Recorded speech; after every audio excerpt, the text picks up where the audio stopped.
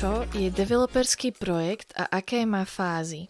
Developerské projekty sú základom moderného stavebníctva a urbanizmu. Predstavujú komplexné procesy, ktoré vedú od počiatočného nápadu až po hotovú nehnuteľnosť pripravenú k užívaniu či k predaju. V tomto audioblogu sa pozeráme na to, čo to presne developerský projekt je a približujeme si jednotlivé fázy, ktorými prechádza. Čo je teda developerský projekt? Developerský projekt je súbor činností zameraných na výstavbu alebo rekonštrukciu nehnuteľností, či už ide o byty, domy, komerčné priestory alebo zmiešané objekty. Developer je ten, ktorý celý proces riadi. Od akvizície pozemkov cez plánovanie a výstavbu až po finálny predaj alebo prenájom nehnuteľnosti. Developerské projekty sú zložité a vyžadujú si spoluprácu s radou odborníkov, vrátane architektov, inžinierov, stavebníkov, právnikov, realitných maklérov a ďalších špecialistov. Môžeme ho vnímať ako investičný zámer. Fázy developerského projektu. Prípravná fáza. Prvou fázou každého developerského projektu je príprava, ktorá zahŕňa starostlivé plánovanie a analýzu. Prieskum trhu a lokalít. Developer musí vyhodnotiť, či je lokalita vhodná pre zamýšľaný projekt. To zahŕňa analýzu demografických údajov, dopytu na trhu, cen nehnuteľnosti v danej oblasti a dostupnosti infraštruktúry. Akvizícia pozemkov. Po výbere vhodnej lokality nasleduje nákup pozemku, ktorý môže zahŕňať jednanie s vlastníkmi pozemkov, prípravu zmluv a riešenie prípadných právnych náležitostí, ako sú zástavné práva alebo vecné bremená.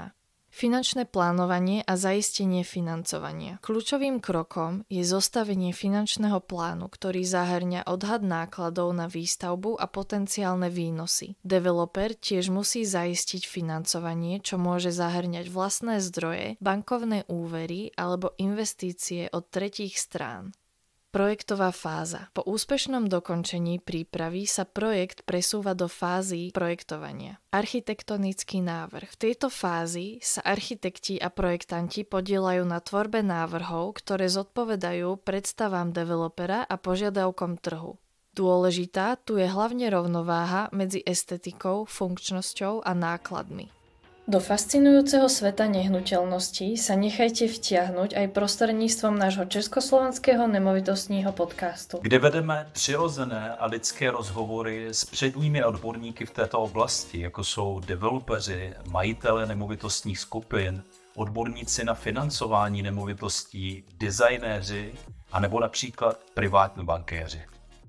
Inžinierské siete a technické riešenia. Okrem architektúry je nutné naplánovať aj technické a inžinierské prvky, ako sú elektrické rozvody, vodovodné a kanalizačné systémy, kúrenie a ďalšie infraštruktúrne komponenty. Schvaľovací proces. Každý developerský projekt musí prejsť schvaľovacím procesom u príslušných úradov. To zahŕňa získanie stavebného povolenia, súhlasy od dotknutých orgánov a ďalšie nevyhnutné formality. Výstavba. Ako náhle sú všetky plány schválené a financovanie zaistené, môže začať samotná výstavba. Zemné práce a základy. Prvým krokom je príprava stanoviska, čo zahŕňa zemné práce, vytýčenie stavby a položenie základov. Hrubá stavba. V tejto fázi vzniká samotná štruktúra budovy, nosné steny, stropy, strechy a ďalšie konštrukčné prvky. Dokončovacie práce. Po dokončení hrubej stavby následujú dokončovacie práce, ktoré zahŕňajú inštaláciu inžinierských sietí, omietky, podlahy, obklady, inštaláciu okien a dverí, malovanie a ďalšie finálne úpravy.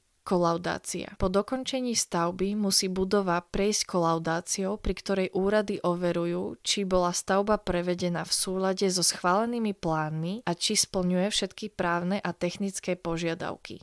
Marketing a predaj. Po dokončení stavby nasleduje fáza, kedy je nehnuteľnosť ponúknutá trhu. Marketingová stratégia. Developer musí pripraviť marketingovú stratégiu, ktorá zahŕňa sústredenie na správnu cieľovú skupinu, prípravu marketingových materiálov a propagáciu projektu. Predaj alebo prenájom. Nehnuteľnosť môže byť predaná buď jednotlivým kupujúcim alebo investorom, ktorí ju následne môžu prenajímať. Predaj môže prebiehať predávať priamo cez realitnú kanceláriu alebo prostredníctvom aukcií. Predanie nehnuteľností. Po predaji alebo prenájmu nasleduje predanie nehnuteľnosti novým majiteľom či nájomcom, vrátanie podpisu príslušných zmluv a predania kľúčov.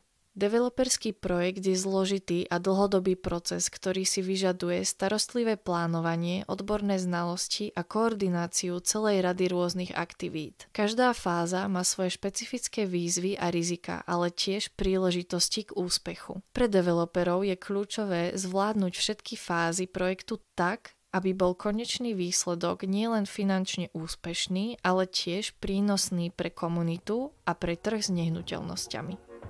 Pre ďalšie novinky zo sveta nehnuteľností a investícií nás nezabudnite sledovať na všetkých vašich obľúbených streamovacích platformách. VIV Group je československá nehnuteľnostná skupina, ktorá prináša morálnu hodnotu na trh s nehnuteľnosťami. Pokiaľ chcete o nás zistiť viac, navštívte náš web www.vivgroup.cz